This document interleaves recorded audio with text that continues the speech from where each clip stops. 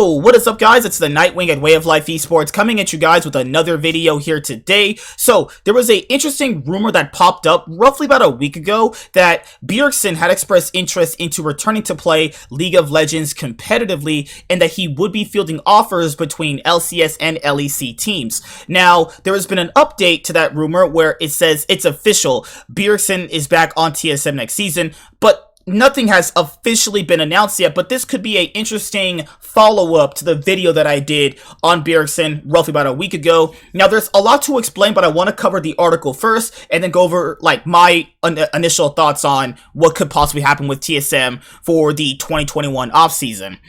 Previously, it was reported that former TSM all-star mid laner Bjergsen would be making a return to pro play. Sources are now saying that it's confirmed he'll be making a comeback in 2022. It's now rumored he'll also be reclaiming his role in the mid lane for TSM. It'll be a delight to see the Burger King back on the Rift wearing a TSM FTX jersey as they attempt to make a push for the top spot in the world. TSM and top spot at Worlds, never gonna happen unless it's by like a bunch of League of Legends players literally losing their hands at the World Championship. That'll never happen. Like, it's so crazy. Like, TSM has only ever gotten out of group stage one time, and that was in 2014, and that was by some luck there. I swear, some of these League of Legends teams that play competitively have like the biggest amount of luck showered on their team that makes them do well. But, you know, I'm just shitting on TSM. I'm just fucking with you guys. Alright. If the rumors are true and Bjergsen is really coming back to TSM, this may be the piece that puts them over the top for the 2022 season. The announcement of his retirement came as a shock to many who follow the LOL competitive scene. He undoubtedly retired on top. He led TSM to a first place finish in the LCS 2020 playoffs despite a very early exit from Worlds. Pretty much like an NA airport speed run. As the head coach of the new look squad, they showcased the huge potential for what the future will look like. TSM finished top 2 in each of the 2021 splits and took home a third place finish at the mid-season invitational. That's pretty much you know, the LCS's mid-season showdown. That's what he means right there. He doesn't mean MSI. That's mid-season showdown, actually.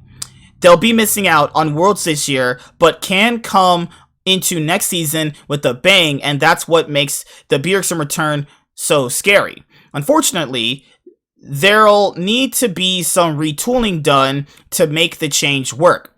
Power of Evil, one of their top 2 players, will have to take a bench position or role swap to make this work. It's very unfortunate because of how much he offers to the team, but it didn't matter who was in that spot. They'd always be taking a back seat to Bjergsen. We'll see how the reports develop since it's still unconfirmed that he'll be joining TSM, but with him being a partial owner of the franchise, it's hard to think that he'd waste his time building up another brand. Okay, so, good God. So, I think the article is fine. Just make sure you're putting mid-season showdown, because MSI is the international event. You know, they didn't go to MSI, but just making sure whoever wrote this puts that there, because a lot of people are going to think they went to MSI because they're just brain dead casuals. So, alright, let's talk about Bjergsen and Power of Evil. So, coming into 2021, obviously the big question mark, well, one of the big question marks was, you know, can Power of Evil fill Bjergsen's shoes?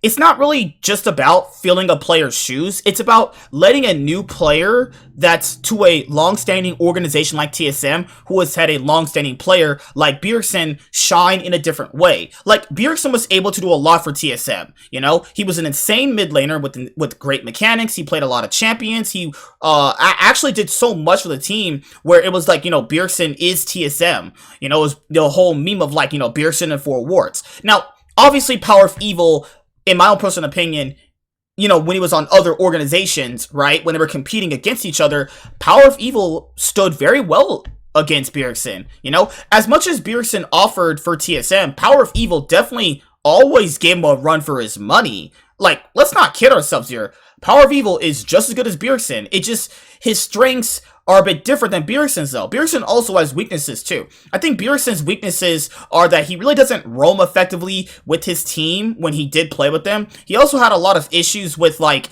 when going, at least internationally, he got, like, exposed pretty consistently, and then, like, he had moments where, like, he held on to, like, crucial abilities and just didn't use them.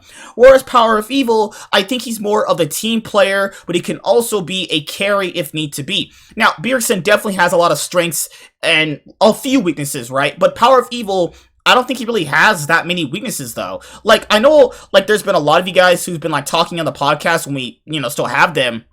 You guys were like, well, Power of Evil doesn't play a lot of champions. That's actually not true. He actually played a lot of champions. He played Lucian, Viego. He played a ton of mid lane champions. He just didn't play them as well as mages, though. And people said, well, Bjergsen's not a mage player. Bjergsen's definitely a mage player. The only... I'll say this.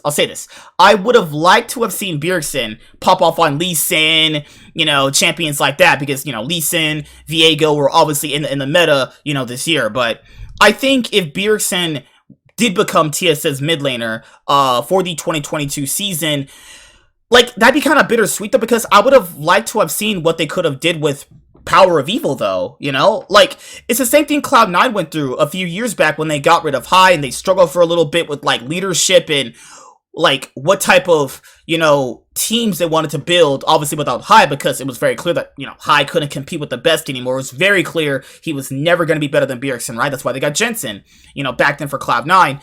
And, later on, they had a lot of hurdles, but they eventually got it down without High. I feel like them going back to Bjergsen is like, okay, we failed without this guy, let's try and bring him back. Whereas, like, Power of Evil is just not a bad mid laner at all, It's like, why are you replacing him? Like, is there a need to replace Power of Evil, though?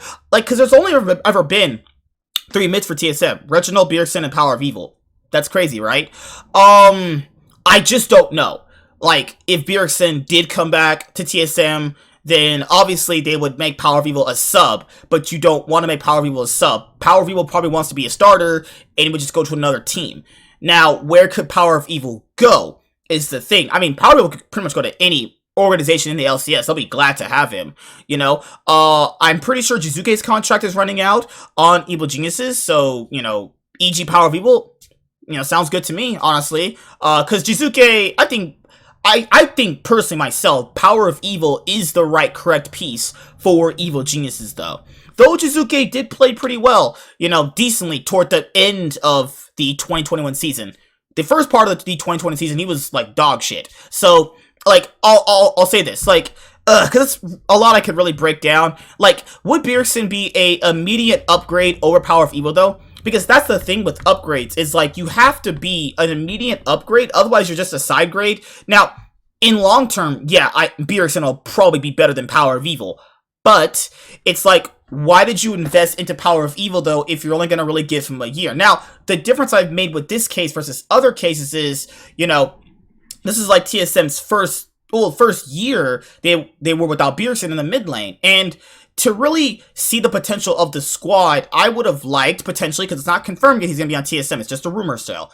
Why not just explore more Power of Evil, though? Why would you go back to Bjergsen, though? Because, like, would he be better? He's not better than... Guys, I'm being honest here. I'm not being a fanboy. Because I'm not a fanboy at all. I genuinely think Jensen's better. But Jensen and Bjergsen are relatively even, right? Definitely competable. Like, Bjergsen, on any given day, can beat Jensen. And on any given day, Jensen can beat Bjergsen. And Jensen is not in Bjergsen's shadow. I don't even know where that comes from. Jensen has done more internationally than Bjergsen will ever hope to do in his entire career. I don't know whose shadow who's in, though, but, like, whatever, right? Okay, so... You also have Power of Evil. He's on TSM currently, so I can't really count that, though. You have Abadage. Is he really better than Abadage right now? Not really, Jizuke, yeah, he's better than Jizuke. Perks, it's decently comparable there. It's pretty comparable there. Like, Perks can't give it to Bjergsen. He definitely did it in the past, So that's my thing, though, is, like, would he be an immediate upgrade, and would he really be a difference maker, though? Because he's not played competitively all year. I know he's played solo queue, but even he knows himself that's not the same thing as playing competitively, right?